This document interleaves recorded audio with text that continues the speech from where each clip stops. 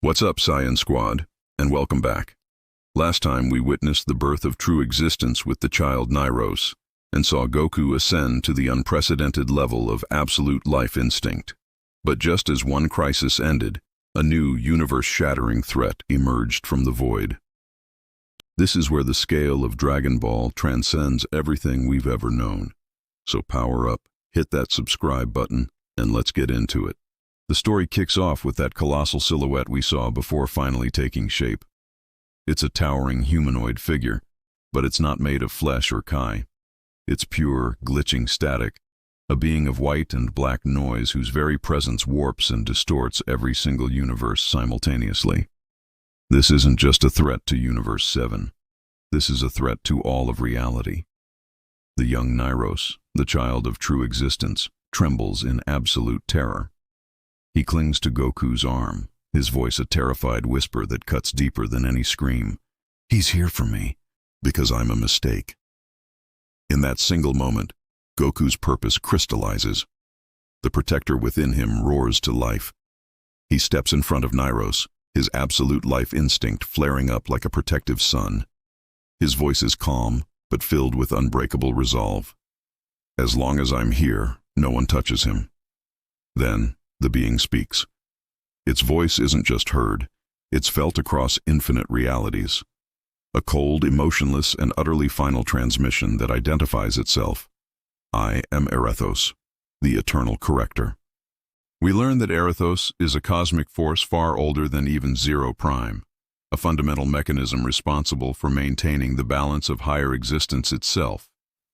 Its mission is terrifyingly simple. As it declares, the birth of true existence violates the supreme framework. Correction is mandatory.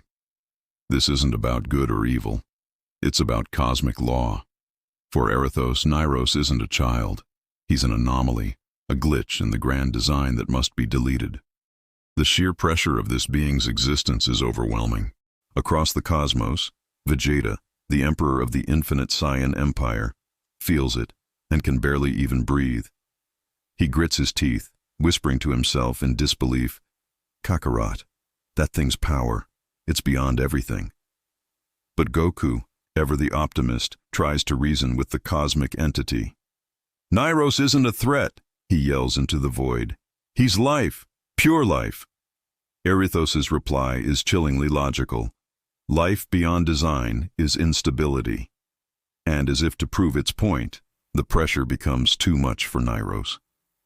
The child clutches his head and lets out a piercing scream. His raw, uncontrolled power erupts, causing universes to ripple like water. Entire galaxies flicker in and out of existence, not from malice, but from his overwhelming emotional distress. Seeing this, Erethos makes its first move. It raises a single finger, and a thin beam of absolute annihilation, a line of pure corrective energy, fires straight at Nairos. But Goku is faster. He intercepts the beam head-on. The impact is catastrophic, sending Goku hurtling back across millions of miles, tearing through countless star systems. For any other being, this would be the end, a hit that could erase entire universes.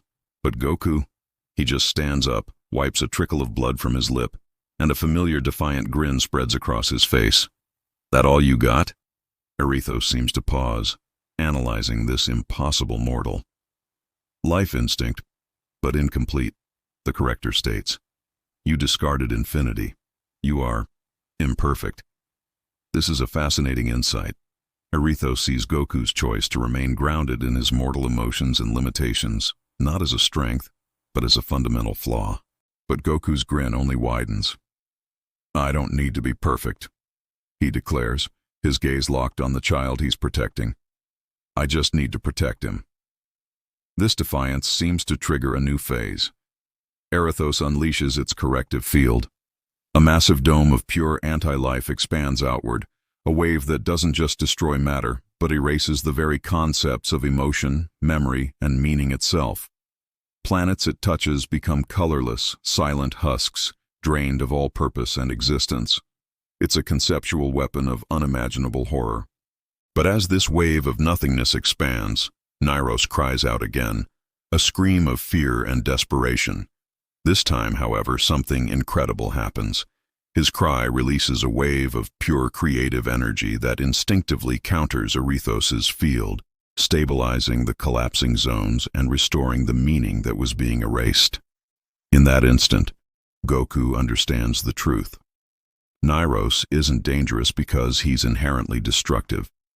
He's a danger because he doesn't know how to control the raw, unfiltered power of true existence. He's a child holding the power of a god. So Goku does what he does best, but in a way we've never seen before. He doesn't just fight. He becomes a mentor. He instantly appears by Nairos's side, kneels down, and gently takes the child's trembling hands. His voice is soft but firm. Listen to me. You're not a mistake. You're a gift. And gifts don't destroy. They help. He's teaching the universe's newest god how to be good. Under Goku's guidance, Nairos's chaotic aura calms. A warm, stable glow surrounds him, and the multiverse, which was on the brink of collapse, stabilizes. A proud smile graces Goku's face. He succeeded, but Erethos is unmoved. Your interference changes nothing, the entity declares. True existence will collapse under its own weight. It is inevitable. This is the final warning. The time for talk is over. Goku rises and floats forward, positioning himself directly between Erethos and Nairos. His challenge is simple, and it echoes through all of reality. If you want him, you go through me. In response, Erethos makes its first true offensive move. It opens its hands, and twin blades forged from void light, from the very concept of nothingness, materialize. The corrector's voice is final. Correction begins now. Seeing this, Goku unleashes his full power. His aura explodes in a torrent of golden white light. This isn't just absolute life instinct anymore. It's something more. This is true life sovereign, a state where his instinct, his emotions, and his unbreakable will merge into one perfect fighting form. Then they clash. Creation versus correction.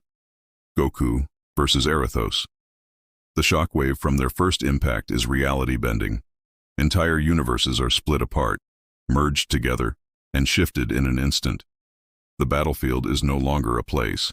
It's the very fabric of existence itself. Witnessing this from his command ship, Vegeta makes a difficult but necessary call. He orders the entire infinite Saiyan Empire to fall back immediately. This isn't a war we can fight, he says, his voice grim. This is gods versus something worse.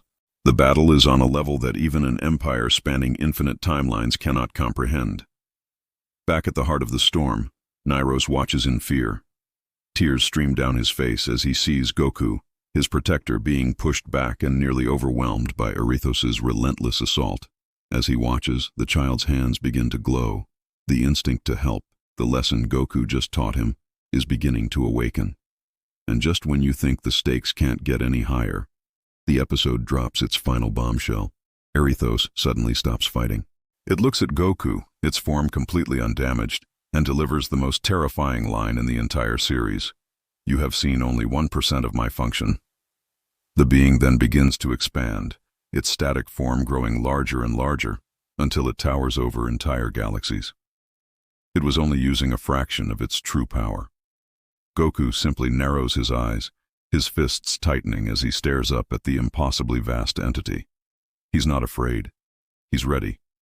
The real battle, the true fight for the fate of all existence, is just about to begin. What an absolutely insane escalation. Goku has gone from protector to mentor to the last line of defense against a cosmic law enforcement officer whose power dwarfs everything we've ever seen. What is Erethos' full power? Can Goku's true life sovereign even stand a chance? And what role will Nairos play now that his own power is awakening?